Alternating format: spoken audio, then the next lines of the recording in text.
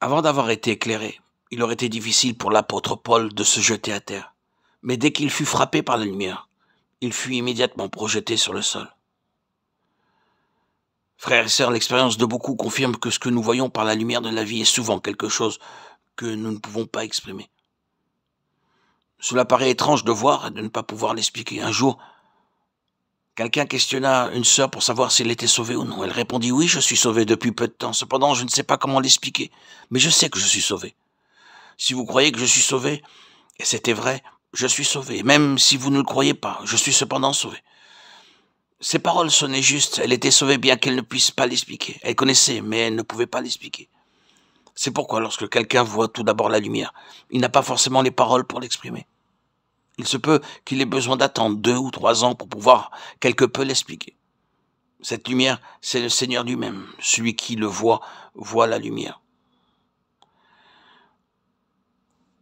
Celui qui a fait l'expérience de goûter, de vivre dans cette lumière,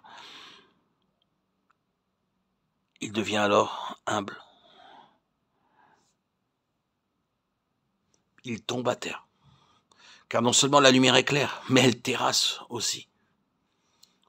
Nous ne comprenons pas comment, nous savons seulement que la lumière nous a terrassés. Nous sommes à terre. La doctrine ne peut amener personne à cet état. Je peux entendre 8 ou 10 messages et même les mémoriser. Cependant, je demeurerai toujours le même. Je peux exposer un message qui me fait pleurer. Je peux prononcer des paroles m'efforçant de les observer, soigneusement dans le but de corriger la vie naturelle. Hélas. Dans ce cas, la doctrine est devenue une chose. La parole aussi est devenue une chose. Toutes ces choses sont mortes, car elles n'ont pas de lumière. Il y avait un frère qui, lorsqu'il était jeune, avait fait ses études dans l'école d'une mission. Il avait souvent pris part à des réunions chrétiennes. Il avait entendu la doctrine du salut, mais jamais il n'avait rencontré quelqu'un de sauvé. Et lui-même ne l'était pas. Un jour, il entendit quelqu'un qui prêchait l'évangile. Le prédicateur était un authentique chrétien, et par le moyen de sa prédication, cet homme fut sauvé. Avant ce moment, tout ce qu'il avait entendu n'était qu'un enseignement abstrait. C'est pourquoi il n'avait pas pu parvenir au salut.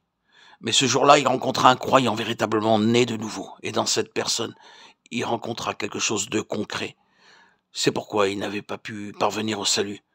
Mais ce jour-là, il rencontra un croyant véritablement né de nouveau. Et dans cette personne, il rencontra quelque chose de concret. C'est pourquoi il fut sauvé. Par l'intermédiaire de ce merveilleux prédicateur, il reçut la lumière du Seigneur.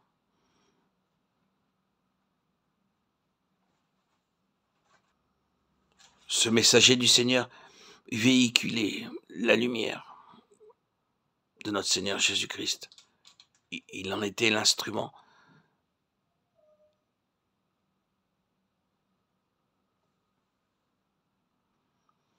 Si nous considérons cet événement, nous pouvons comprendre que la lumière est concrète, vivante et opérante. Si je prêche la doctrine, les gens recevront la doctrine, mais ce sera une chose morte, et non pas la lumière de la vie. Si je partage avec les autres la lumière de la vie, non seulement elle éclairera leur vie, mais elle pourra aussi briller à travers eux.